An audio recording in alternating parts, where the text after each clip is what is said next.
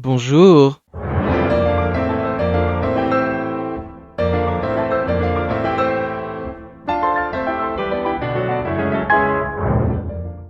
Aujourd'hui, on parle des interactions sociales. Je vous ai même pas demandé comment ça allait, est-ce que ça va et tout. Écoutez, moi, j'essaie de remonter la pente comme je peux, mais on est là.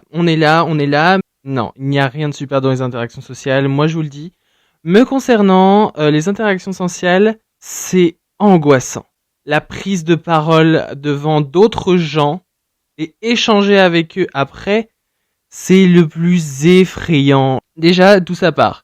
Moi, durant une énorme période de ma vie, on va dire, je sortais presque jamais et j'étais extrêmement timide. Mais quand je vous dis j'étais timide, c'est que je ne parlais pas tant que ça. Genre ça, là, ce que je suis en train de faire, je le faisais pas. Alors que pourtant, je suis devant une caméra et je ne suis devant personne. Enfin bon. Et du coup, le fait de pas sortir, ça, tu t'enfermes dans ta bulle et tu te renfermes. Enfin moi, je me renferme en tout cas. Enfin, je me renfermais. Et du coup, quand je sortais, ça me créait une angoisse et une anxiété. Mais pour n'importe quoi, que j'aille, je sais pas, faire les courses, que j'aille faire les courses avec ma mère, que j'aille chez le coiffeur, que j'aille chez des gens que je connais en plus. J'étais en stress alors que pourtant, c'est pas des choses extraordinaires qui se passent dans la vie et même encore aujourd'hui, je crois que j'ai pas un mini stress mais j'ai un truc. Enfin, il y a un truc qui se passe. Et on arrive au stade où on ne sait plus du tout comment faire. On n'a plus du coup ses habitudes, on n'a plus tout ça et on est dans un environnement qui ne nous met pas du tout à l'aise. Mais quand je vous dis pas du tout à l'aise, c'est pas le confort qu'on a l'habitude de voir et d'entreprendre dans notre quotidien. Sauf que ça fait partie de notre quotidien quand même. Et tu ne t'habitues pas aux interactions sociales. Surtout quand tu dois échanger avec quelqu'un que tu ne connais pas. Vraiment que tu ne connais pas. Et pourquoi, en fait, on a peur de parler aux autres? Ça, c'est quelque chose, je comprends pas pourquoi on a peur de parler aux autres. Mais je pense que j'ai fini par comprendre d'où ça venait. Ça vient de, en fait, on a tout le temps peur de mal faire, de tout le temps mal dire, de mal exprimer ce qu'on veut dire, ce qu'on veut transmettre à l'autre personne. On a du mal à nous exprimer. Même moi, là, j'ai du mal à m'exprimer quand je vous parle, alors que pourtant je ne parle qu'à ma caméra. Mais enfin bon, c'est autre chose. Mais on a peur d'avoir une mauvaise image et une mauvaise interaction avec l'autre personne parce qu'on ne sait pas comment elle va réagir. Et on n'a pas, si surtout quand on n'a pas l'habitude de faire quelque chose et qu'on va faire cette personne, c'est complètement aléatoire parce que tu sais jamais comment ça va se passer.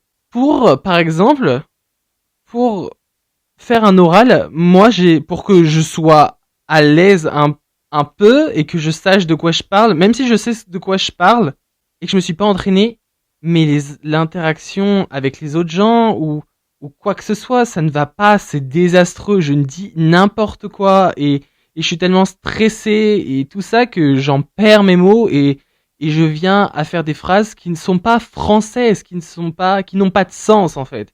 Et c'est pour ça que là, je me suis un peu amélioré, mais bon, c'est pas ça qui est ça. Mais quand je faisais un oral, je m'y prenais mais excessivement longtemps à l'avance, très longtemps à l'avance. Ou même quand je devais chercher une baguette de pain, ou quand je devais faire quelque chose que je n'ai pas l'habitude de faire, je demande toujours qu'est-ce que je dois dire pour pouvoir m'entraîner. Mais pourquoi en fait ça Mais ça devient maladif. Dans ma tête, moi, ça devient maladif.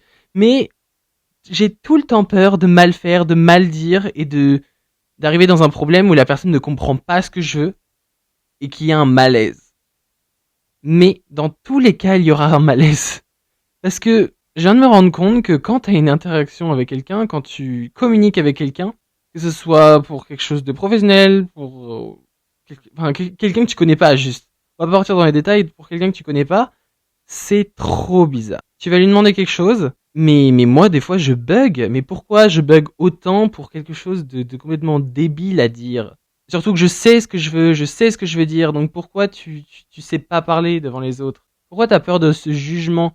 En fait, le jugement des autres, c'est ce qui te perturbe Et du coup, c'est comme ça que t'es pas à l'aise et que tu n'arrives pas à communiquer. C'est relou de ouf. Moi, je le dis, c'est relou de ouf, ça me casse les couilles.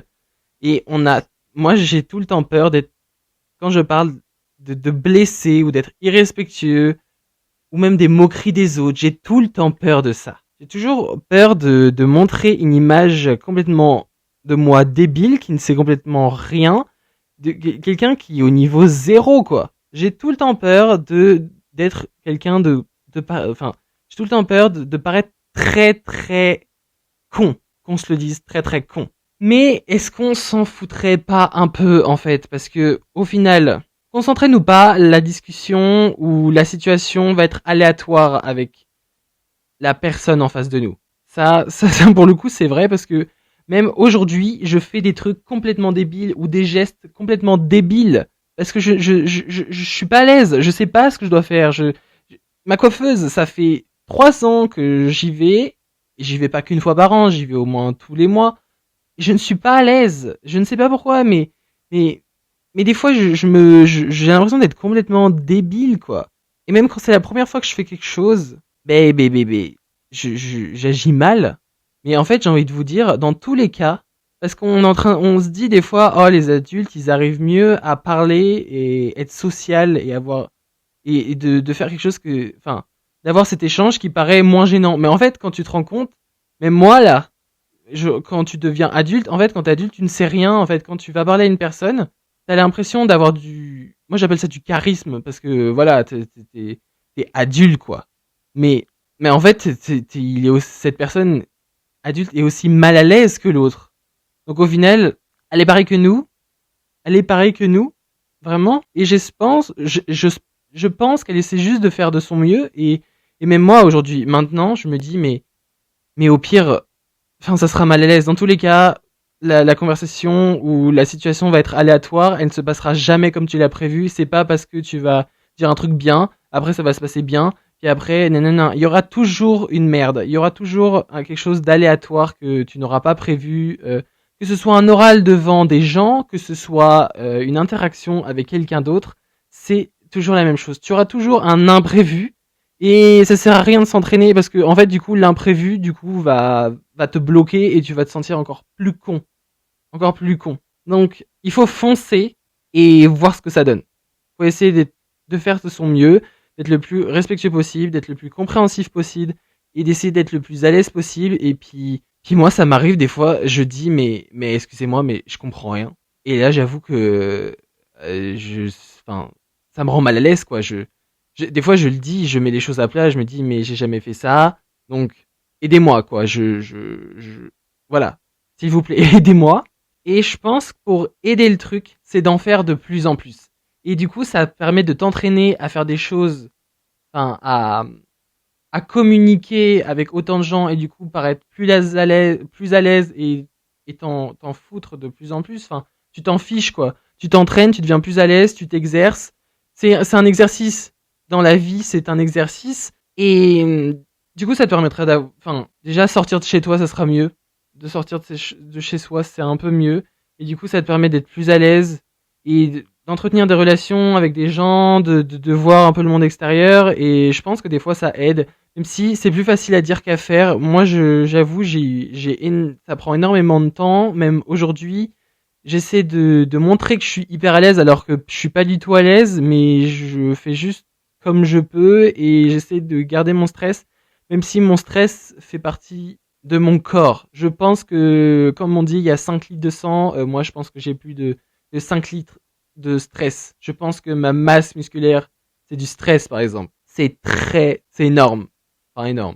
On s'en fout, bref. Et du coup, faire tout ça, ça nous permet d'apprendre, même en voyant d'autres gens le faire et tout ça, ça te permet d'observer. Moi, j'ai réussi à trouver des petites combines. Des fois, quand je sais pas un truc et que je dois aller parler à quelqu'un et je suis en mode, oh là là, faut que j'aille demander à quelqu'un, le stress total. Oui, le stress total. Et que il y a une autre personne qui demande à ma place ou qui demande et que moi, ça doit être à mon tour, je m'entraîne en voyant cette personne, je me dis, ok, cette personne, elle a demandé ça. Donc, il faut que je demande comme ça. Voilà, on s'arrête là, en fait. Faut pas passer par quatre chemins, faut pas se stresser. Il faut juste essayer, et puis si ça marche pas, bah écoutez, essayez de se rattraper en fait. Voilà, essayez de se rattraper. Là par exemple, je vais partir à Londres. Je pense que ça fait 15 fois que je le dis, mais je m'en fiche.